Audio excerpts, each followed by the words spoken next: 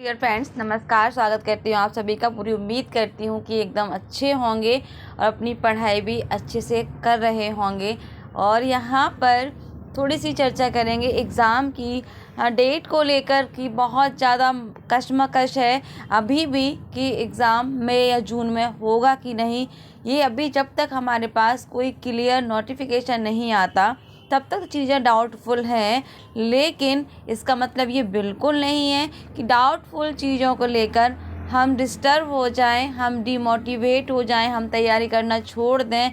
ये कहाँ की समझदारी है।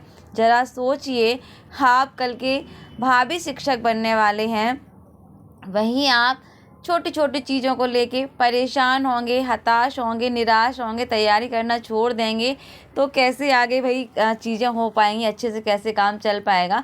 तो यहाँ पर ध्यान देने वाली बात ये है, मुझे लगता है यदि आप एक अच्छे कैंडिडेट हैं, तैयारी कर रहे हैं, हालांकि इस एग्ज़ाम को लेकर बहुत ज़्यादा कशमकश और बहुत सारी समस्याएं, क्योंकि इतना लंबा गैप हो चुका है, एग्ज़ाम नहीं हुआ है तो चिंता का विषय बन जाता है। लेकिन मुझे लगता है अब ये चिंता का विषय हमारा कम, आयोग का ज़्यादा होना चाहिए। हमारा फोकस सिर्फ हमारे अपने कर्म पर होना चाहिए, यानी कि जो हम अपनी तैयारी कर रहे हैं। मुझे लगता है यदि मई जून की डेट दी है, संभवतः वो मई जून में ही एग्ज़ाम करा लेंगे। इतना लंबा गैप होने के बाद अब समय भी कहाँ बचता है, तो यकीन मान के चलिए कि हो सकता है कि हमारा एग्ज़ाम मई और जून में ही होगा। तो इतना सोचकर आप तैयारी में लगे रहिए, तैयारी को विराम बिल्कुल मत दीजिए। और मेरे पास कमेंट आया कि क्या एग्ज़ाम डिले होगा, मुझे बहुत ज़्यादा डिमोटिवेट हो रही हूँ, मुझे बहुत प्रॉब्लम हो रही है। तो प्लीज़, इसमें डिमोटिवेट होने वाली बात, प्रॉब्लम वाली कोई बात ही नहीं है। आपको भाई तैयारी करनी है। सपोज़ दैट अभी ये एग्ज़ाम ना हो, इसी के पास कोई दूसरी वैकेंसीज आ जाती हैं, यदि आपको नौकरी चाहिए तो मुझे लगता है तैयारी में कोई विराम होना ही नहीं चाहिए। जब तक आप एक अच्छी जगह स्टैंड नहीं हो जाते हैं, आपको अपनी पढ़ाई, आपको अपनी तैयारी लगातार करनी है, निरंतर करनी है, बिना किसी गैप के, तभी जाके आप सफलता प्राप्त कर सकते हैं। ये सच है। मुझे लगता है कि इस तरह की कॉम्पिटिटिव तैयारी में आप ये सोचें कि 2 महीने 6 महीने पढ़ के हम एकदम से पहली बार में ही सफल हो जाएं। हो सकता है आप बहुत अच्छा, आपका IQ लेवल, आप सफल हो भी सकते हैं। पर मैं अपनी बात करूं, या मैं अपने जैसे बहुत सारे कैंडिडेट्स हैं जो कि स्लो प्रोसेस हैं।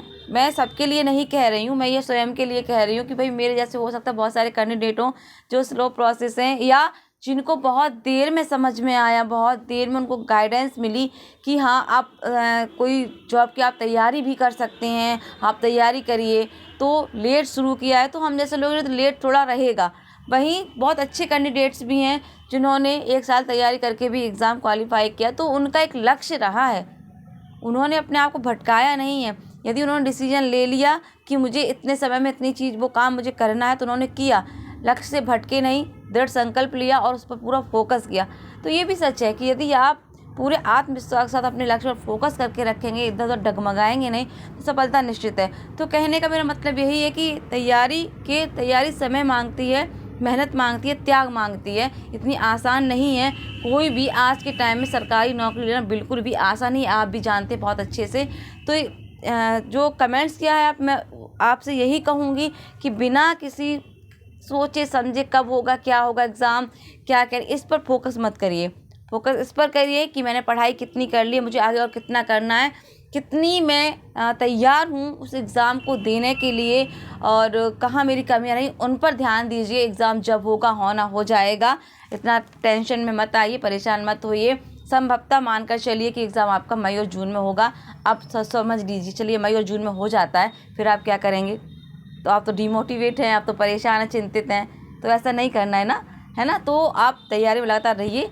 जहाँ आप 2 घंटे दे रहे हैं, 6 घंटे दे रहे हैं, तो अपनी क्षमता के अनुसार टाइम को बढ़ा लीजिए और तैयारी कीजिए, जैसा आपको अपने कंफर्ट जोन में जैसे आप तैयारी कर रहे हो।